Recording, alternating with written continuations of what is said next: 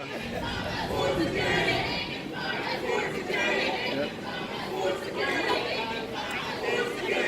just wanted to get your thoughts on the Free National Movement. I know the one-year anniversary is tomorrow. Sorry. Your thoughts on the athletic performance so far the first year? First year has been a struggle for us as an organization or as a government.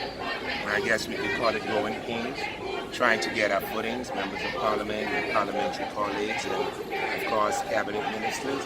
So it's been a year of basically trying to get a thought process and trying to assess and try to see how we can be able to work our plan within this first year. Unfortunately, it's not been the best first year, but hopefully we will improve in the year to come. I know the leader of the opposition gave the FNM a new grade because he says they underperformed and their performance has been dismally bad. What grade would you give the party? I would not give my party a grade publicly, or my prime minister a grade, or the cabinet a grade.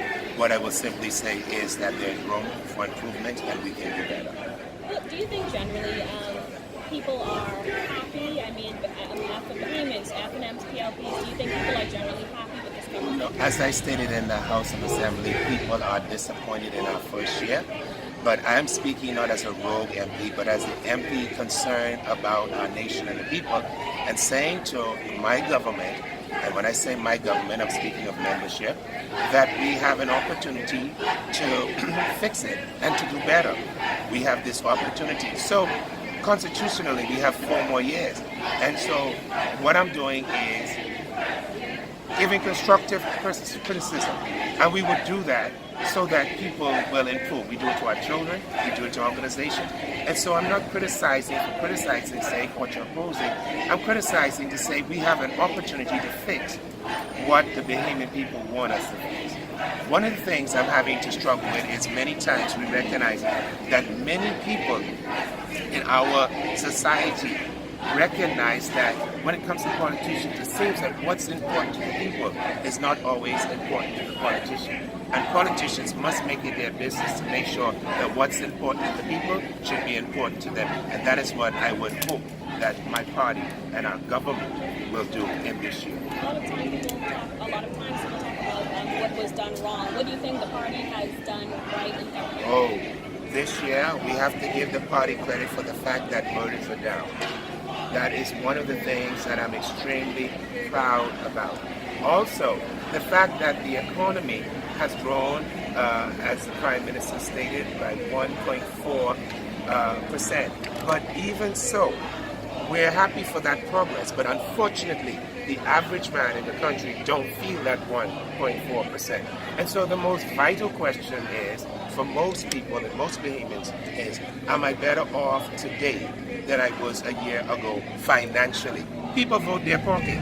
And so it's important that we understand that people are voting their pocket. So we've done some things in terms of the economy has increased by 1.4%. The fact that we have an independent public prosecutor, that was a very good move.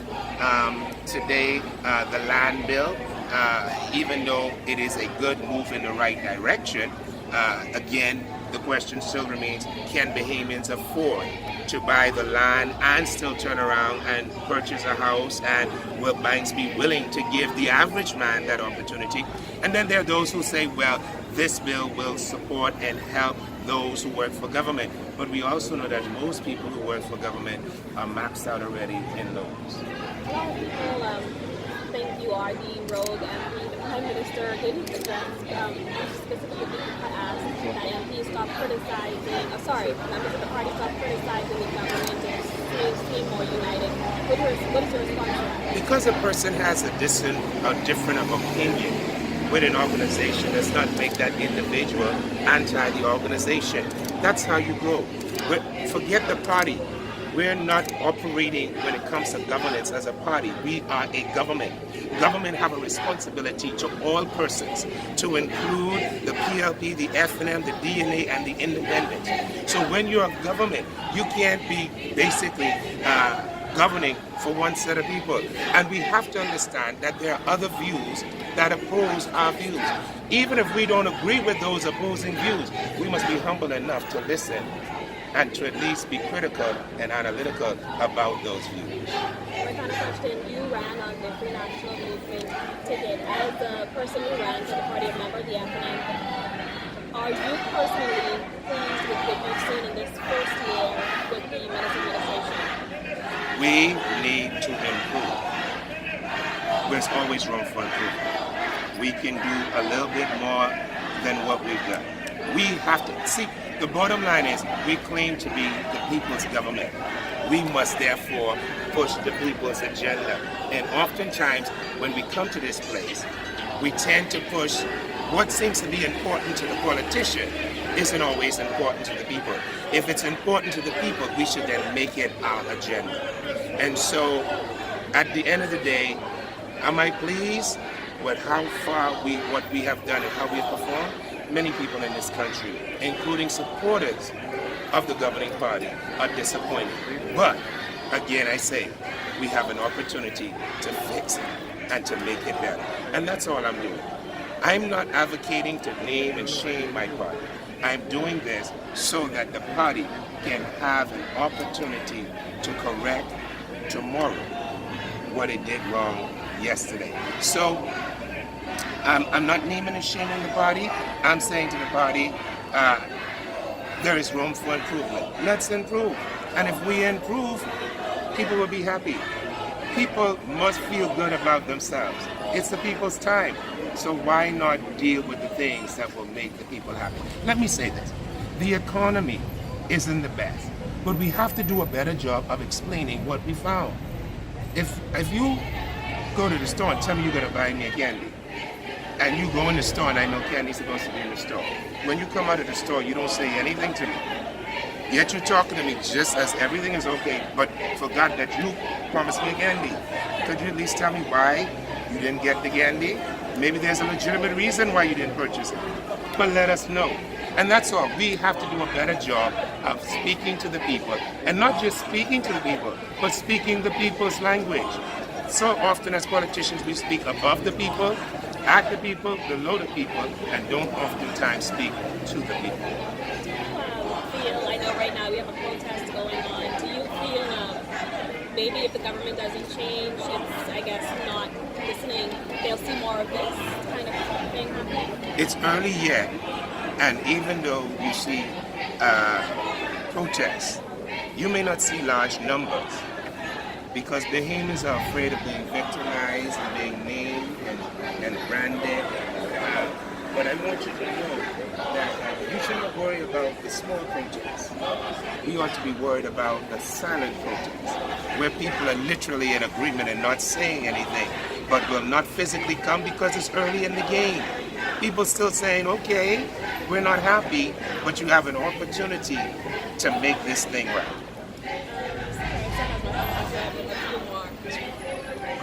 Do you feel like your message or your critiques have been received by the party? Do you think they are aware and they're taking heed? Well, I would hope so. But if it's not being taken heed to by the party, one thing I can certainly say, the Bahamian people have been encouraging me to continue in the vein that I'm going on. So I'm more concerned about people. Remember now, my mantra, I'm not doing anything that I didn't say I would do during the campaign. If you go back and watch the tapes in the convention, I've always told you, my first obligation is to God, country, and party. Unfortunately, there are some in the organization who would prefer it to be party, country, than God.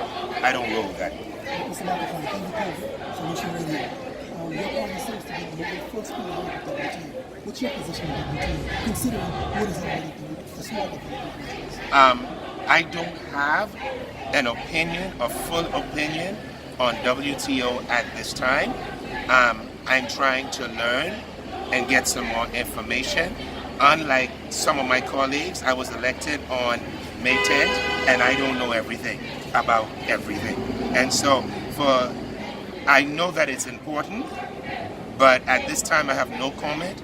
on the World Trade Organization as to our stance, as to where we will be or where I think we ought to be. It is an important issue, but there are some more pending issues ahead of the WTO, even in the forefront minds of the Bahamian people. Do you think this government is operating any differently from the former administration, who was overwhelmingly ousted in the election? They were accused of not being transparent. This administration says they are going to be transparent and accountable. Do you think they're operating in the same manner as the former administration? Well, here is the juxtaposed position. We told the people that we will be transparent. Unfortunately, many people feel that we've not been as transparent as we ought to be. And we have not acquiesced to improving that, in the sense that we need to put teeth in the Freedom of Information Act. We need to put some things in there to make it easy for people to access information on all facets of governmental affairs in this country. We want to know who's being paid what, how much they're being paid. We want to know who's behind the deals, and that's what the Freedom of Information Act. And it will also curb corruption. And now we talked about an anti-corruption bill that is yet to come forth. It's been laid on the table but not debated. But I want to be honest with you. I have my views about that as well too, because when you talk about an anti-corruption bill, you can't bring an anti-corruption bill without considering political financial reform. See, I'm going to be honest with you. When a person gives you $1 million to help you get in office, they didn't give you that $1 million for you to hold hands after you win to sing Kumbaya. And if that's the road we're going on, you're going to also have to understand, plenty parliamentarians can get locked up because we paid many light bills, many rents, and assisted many people prior to the election, and we did not do it with the intention of not getting their support. I know you said it doesn't. And let me just go a little further. I'm not embracing corruption, but people must understand that when it comes to politics in the Bahamas and around the world globally, political patronage is the order of the day. If I support you into government, I expect you to support me as I supported you to help better this country.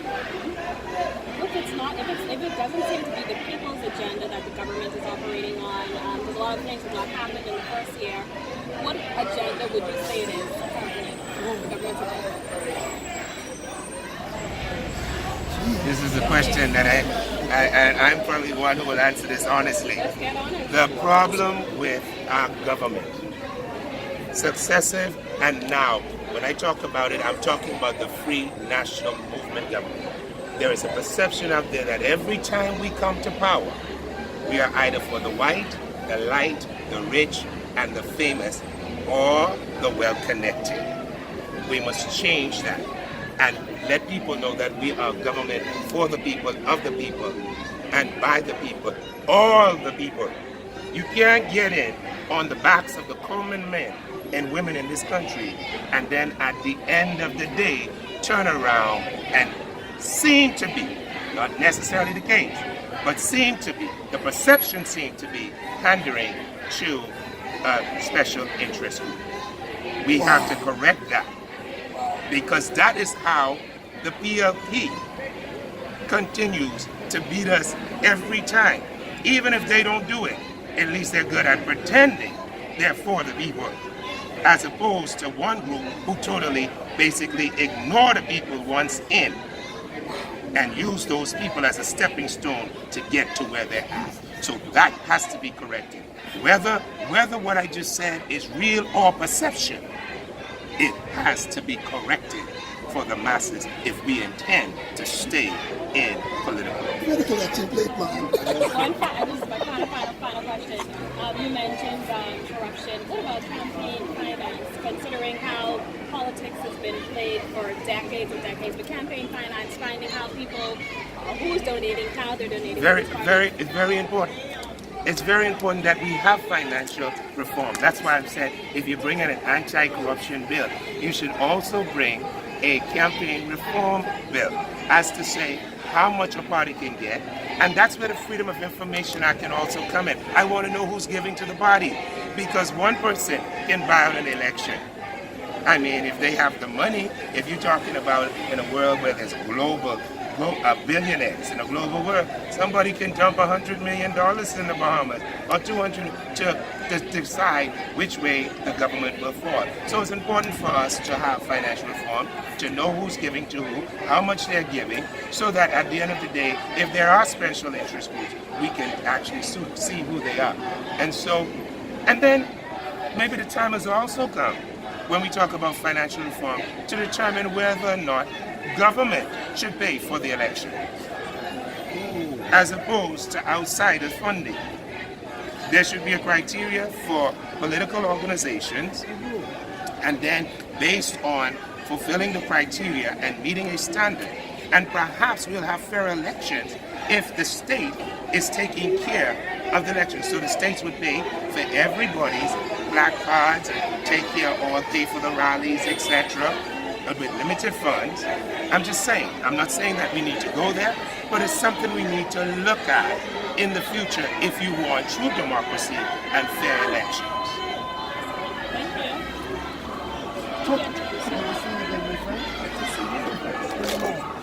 The constituents are here watching. You have anything to say to the constituents while you're here? This is the anniversary. Continue to hold the people's feet to the fire, the government to the fire. We have a responsibility to govern, and let us govern with people in mind. Governance is about people and not individuals. Thank you.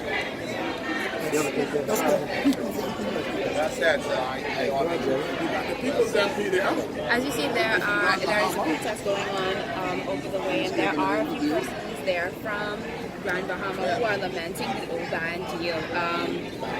What do you have to say to those persons who may be calling for the environmental impact assessment and be saying that, you know, we have persons who in hospital have been getting sick from cancer and different things like that? What do you say to those persons about this Oban deal? Well, first of all, let me thank you for being a reporter and actually calling the name of an area in Grand Bahama by the name of Hawksville. Actually, okay, that makes sense. And I am also from Hawksville in Grand Bahama. And so people are very concerned. And like I said, if this deal is so important, we must think about zoning. Of course, East Grand Bahama is in a government area. But again, Freeport has a good zoning community. And if this deal is so important, there's already an oil refinery there. So why do we have to go and redo the process that's already done? But on the whole, I think Oban, my views remain the same. I think it's very bad for the environment. I think it's messing up our virgin territory of beaches and air, and sand, and sea, and vegetation life in the eastern area. And so my views have not changed. There have been many question marks, and even though there have been reports about the industrial area as to not being the cause of, again, by way of perception, many people don't believe that to be the case.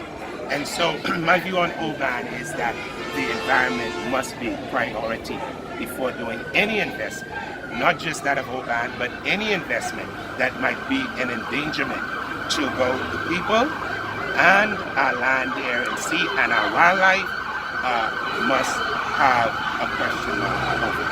In terms of what you want to see, in terms of what you want to see Grand Bahama become, a lot of persons are saying eco-technology. What do you think Grand Bahama needs? Grand Bahama can be all simultaneously. It has the physical infrastructure. It has many things and many amenities that some of the other islands don't have. It has even a we would call it a quasi-government, the Grand Bahama Port Authority. The Grand Bahama has the potential to be touristic, industrial, tech hub, financial, but at the same time, let's just get it moving. Grand Bahama don't need 50 jobs or 100 jobs. Grand Bahama needs an economic infusion and not at the expense of destroying the lives of people. So don't tell me, well, the Oban is an economic infusion. Yeah, but not at the expense of destroying people's lives. So we don't need just jobs. We need jobs that's going to get at least 2,000 to 3,000 people to work. in order for Grand Bahama to feel the turnaround and the economic impact that it needs to have. In addition to before that's discussing everything from the lot money to land to water, what would you say directly to them that would make statements about the city? This is your country. You have a right to protest. Once you do so decently and in order, you have a right to protest, and you have a right to hold your government accountable and transparent. And we should have no problem, the Free National Movement should have no problem with nobody protesting, because after all, they are people, and it's the people's time. Thank you so much.